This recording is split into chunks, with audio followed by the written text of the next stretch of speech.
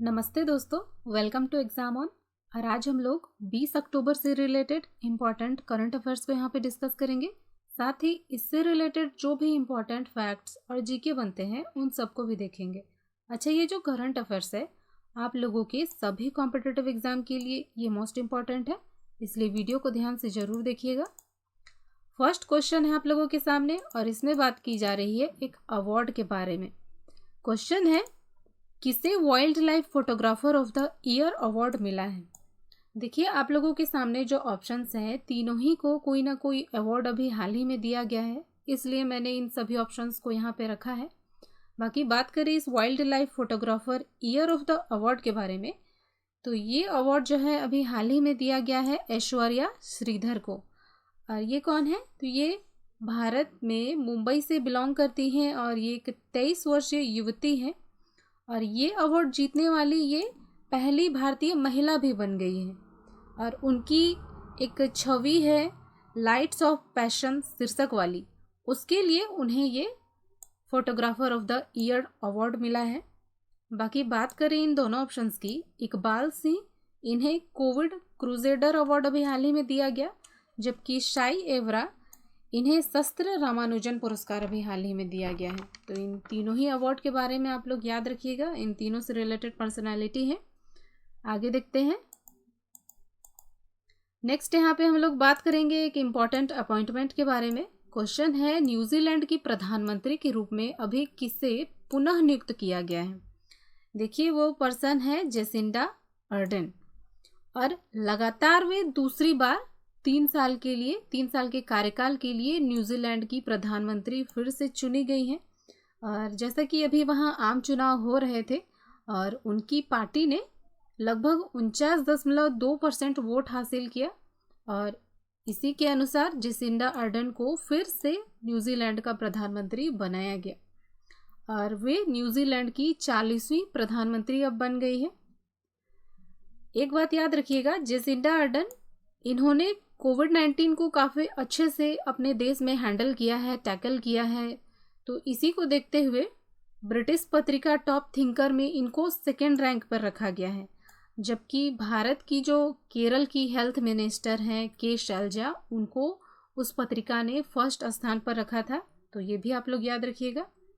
बाकी बात करें इमाम अली रहमान, इनको ताजिकिस्तान में अभी हाल ही में राष्ट्रपति बनाया गया है, जबकि मोहम्मद हुसैन रोबल इनको सोमालिया में प्रधानमंत्री नियुक्त किया गया है। अच्छा, न्यूजीलैंड के बारे में कुछ इम्पोर्टेंट पॉइंट देख लेते हैं। न्यूजीलैंड यहाँ की राजधानी है वेलिंगटन और ये जो करेंसी इस्तेमाल करता है वो है न्यूजीलैंड डॉलर। तो ये भी काफ़ी इम्पोर्टेंट है, पॉइंट्स आप लोग याद रखिएगा, क्योंकि जो देश न्यूज़ में रहता है उसी से रिलेटेड करेंसीज, राजधानी वगैरह पूछी जाती हैं, तो याद रखिएगा आप लोग। नेक्स्ट यहाँ पे हम लोग बात करेंगे एक एक्सरसाइज के बारे में। क्वेश्चन है, भारत और श्रीलंका के बीच में कौन सा नौसैनिक अभ्यास अभी हाल ही में किया गया।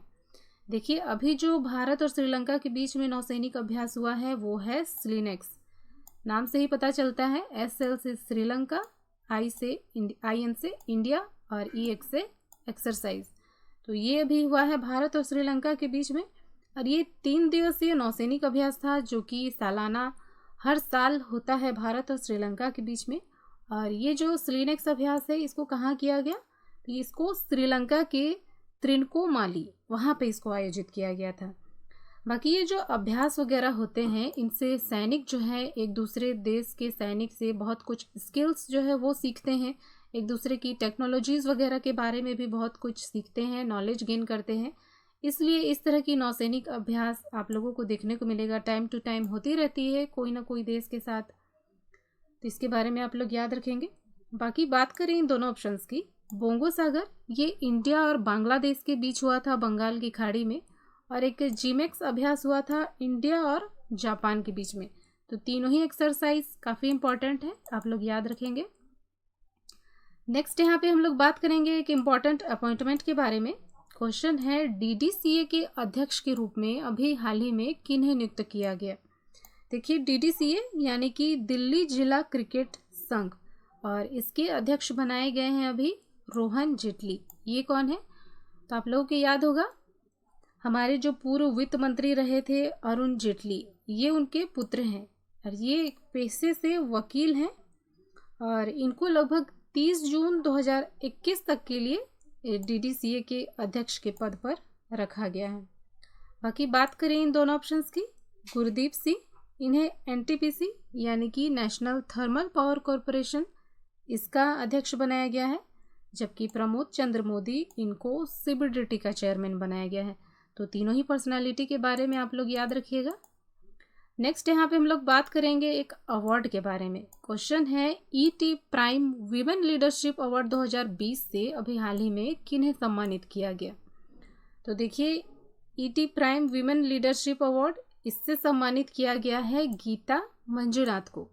और ये जो पुरस्कार है ये उन महिला लीडर को सम्मानित करने के लिए दिया जाता है जिन्होंने की लीडरशिप के लिए एक नया और अस्थायी आधार बनाने में मदद की हो। तो इसी के लिए गीता मंजुनाथ को ये अवार्ड दिया गया है। बाकी हरीश कोटेचा, इनको अभी हाल ही में सैंड्रा नीस अचीवमेंट अवार्ड दिया गया, जबकि रतन टाटा को आईएसीसी की तरफ से लाइफ टाइम अचीवमेंट अवार्ड दिया गया। तो ये तीनों ही ऑप्शंस के बारे में आप लोग याद रखिएगा। नेक्स्ट इंपॉर्टेंट क्वेश्चन है आप लोगों के सामने, डेनमार्क ओपन का खिताब किसने जीता है। देखिए, ये महिला एकल में ये खिताब जीता है नोजोमी ओकुहारा ने और इन्होंने हराया है कैरोलिना मारिन को। जबकि पुरुष एकल में डेनमार्क ओपन का खिताब जीता है एंडर्स एंटोसेन ने और इन्होंने हराया है रासमस गेमके को। तो इन दोनों के बारे में आप लोग याद रखिएगा। नोजोमी ओकुहारा, इन्होंने महिला एकल में ये जीता है और एंडर्स एंटोसेन, इन्होंने पुरुष एकल में ये खिताब जीता है। नेक्स्ट यहाँ पे हम लोग बात करेंगे एक इंडेक्स के बारे में, सूचकांक के बारे में। क्वेश्चन है वैश्विक पासपोर्ट सूचकांक में भारत का जो पासपोर्ट है वो कितने स्थान पर है। देखिए, अभी हाल ही में ये सूचकांक पब्लिश किया गया और इसमें भारत का जो पासपोर्ट है वो है 58 पोजीशन पे। और सबसे शक्तिशाली पासपोर्ट जिसको बोला गया है वो है न्यूजीलैंड का। और पहले जापान का था, लेकिन अब न्यूजीलैंड ने जापान को पीछे छोड़ दिया है और अब सबसे शक्तिशाली पासपोर्ट न्यूजीलैंड का है। और भारत का जो पासपोर्ट है उसका रैंक है 58, जबकि अमेरिका का पासपोर्ट उसका रैंक है 21। और ये जो सूचकांक है इसको कौन जारी करता है, तो इसको वैश्विक वित्तीय सलाहकार फर्म है अर्टन कैपिटल, इसके द्वारा संकलित किया जाता है और मेज़र करके ये सूचकांक तैयार किया जाता है। बाकी बात करें इन दोनों ऑप्शंस की, तो ये भी काफ़ी इम्पोर्टेंट नंबर्स हैं जो कि भारत को कोई ना कोई सूचकांक में मिले हैं। 94 रैंक ये भारत को मिली है ग्लोबल हंगर इंडेक्स में, जो कि कुछ दिन पहले हम लोगों ने पढ़ा था, 2-3 दिन पहले। और 105 रैंक भारत को मिली है ग्लोबल इकोनॉमिक फ्रीडम इंडेक्स में। तो इन तीनों ही इंडेक्स के बारे में आप लोग याद रखिएगा। नेक्स्ट यहाँ पे हम लोग बात करेंगे एक इम्पॉर्टेंट बुक के बारे में। क्वेश्चन है C is for cat, D is for depression. Depression से रिलेटेड है, जैसा कि नाम से ही पता चलता है। ये किसकी पुस्तक है। तो देखिए, आप लोगों के सामने जो ऑप्शंस हैं तीनों ही की कोई ना कोई बुक अभी हाल ही में पब्लिश हुई है। ये जो बुक है C is for cat, D is for depression, ये बुक है कायरवी भरत राम की। और इस पुस्तक में अवसाद के बारे में बताया गया है, खासकर छोटे बच्चों के लिए उनसे रिलेटेड है। और इस बुक में जो है निराशा की कहानियों को बड़े ही साहस और धैर्य के साथ इसमें एक्सप्लेन किया गया है, बताया गया है। इस डिप्रेशन से उबारने के लिए ये बुक है। बाकी बात करें इन दोनों ऑप्शंस की, रामचंद्र गुहा, इनकी एक बुक पब्लिश हुई थी द कॉमनवेल्थ ऑफ क्रिकेट, जबकि गौरी खान, इनकी एक बुक पब्लिश हुई थी, उसका नाम है माई लाइफ इन डिज़ाइन। तो तीनों ही बुक के बारे में आप लोग याद रखिएगा। नेक्स्ट यहाँ पे हम लोग बात करेंगे शंघाई कॉरपोरेशन ऑर्गेनाइजेशन, इसकी बैठक के बारे में। क्वेश्चन है शंघाई कॉरपोरेशन ऑर्गेनाइजेशन देशों के कानून मंत्रियों की बैठक की मेजबानी किसने की। अभी हाल ही में ये बैठक हुई थी और इसकी मेजबानी की गई है रविशंकर प्रसाद जी के द्वारा। ये कौन है, ये हमारे केंद्रीय मंत्री हैं और ये भारतीय विधि और न्याय, संचार और इलेक्ट्रॉनिक्स और सूचना प्रौद्योगिकी मंत्रालय का पदभार संभालते हैं। और अभी ये मेज़बानी हुई थी, वीडियो कॉन्फ्रेंसिंग के जरिए की गई थी। बहुत सारे मुद्दों पर इसमें चर्चा की गई। इसमें बहुत कानूनी सहायता, इसके अलावा कानूनी सेवाओं के विकास से संबंधित मुद्दों के बारे में इसमें चर्चा की गई। आगे इसमें क्या करना है, इन सभी बातों के बारे में बात की गई। तो इसके बारे में आप लोग याद रखिएगा, ये मेजबानी किस लिए की गई थी। बाकी बात करें इन दोनों ऑप्शंस की, रमेश पोखरियाल निशंक ये हमारे केंद्रीय शिक्षा मंत्री हैं और अभी हाल ही में इन्होंने एक कपिला कार्यक्रम शुरू किया था।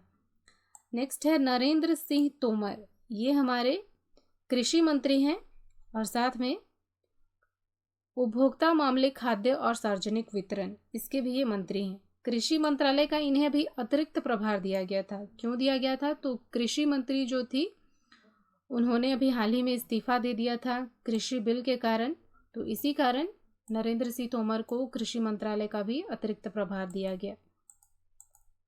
नेक्स्ट यहाँ पे हम लोग बात करेंगे एक इम्पॉर्टेंट पर्सनालिटी के बारे में। यहाँ पे बताया जा रहा है, क्वेश्चन है प्रदीप घोष, इनका निधन हो गया, वह किससे संबंधित थे?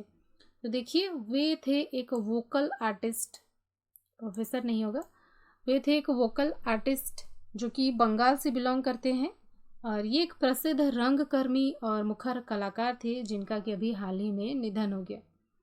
बाकी बात करें इन दोनों ऑप्शंस की, प्रोफेसर गोविंद स्वरूप, इनका भी हाल ही में निधन हो गया। ये थे प्रसिद्ध खगोल विज्ञानी और भारत में खगोल विज्ञान के क्षेत्र में काफ़ी महत्वपूर्ण भूमिका रही है इनकी। और 2 दिन पहले हम लोगों ने पढ़ा था भारत के पहले ऑस्कर विजेता भानु अथैया, इनका अभी हाल ही में निधन हो गया। तो इन तीनों ही पर्सनालिटी के बारे में आप लोग याद रखिएगा। आगे देखते हैं। नेक्स्ट यहाँ पे हम लोग बात करेंगे एक ट्रॉफी के बारे में। क्वेश्चन है, आई लीग ट्रॉफी ये किसने जीती है? देखिए, ये जो ट्रॉफी है वो जीत ली है मोहन बागान फुटबॉल क्लब ने। और मोहन बागान जो है ये हमारे देश का नॉर्थ ईस्ट का एक फुटबॉल क्लब है जिसने कि ये आई लीग ट्रॉफी जीत ली है। और इसने किसको हराया है? तो इसने आइजोल फुटबॉल क्लब, इसको हराकर ये आई लीग ट्रॉफी अपने नाम कर ली है। तो यही थे आज के सारे इम्पॉर्टेंट करंट अफेयर्स। अच्छा दोस्तों, अगर आप लोगों को किसी क्वेश्चन में डाउट है या आप लोग कुछ पूछना चाहते हैं तो प्लीज़ कमेंट ज़रूर कीजिए। और अगर अभी तक आप लोगों ने चैनल सब्सक्राइब नहीं किया है तो प्लीज़ सब्सक्राइब कर लीजिए। आज के लिए इतना ही, देखते हैं, धन्यवाद।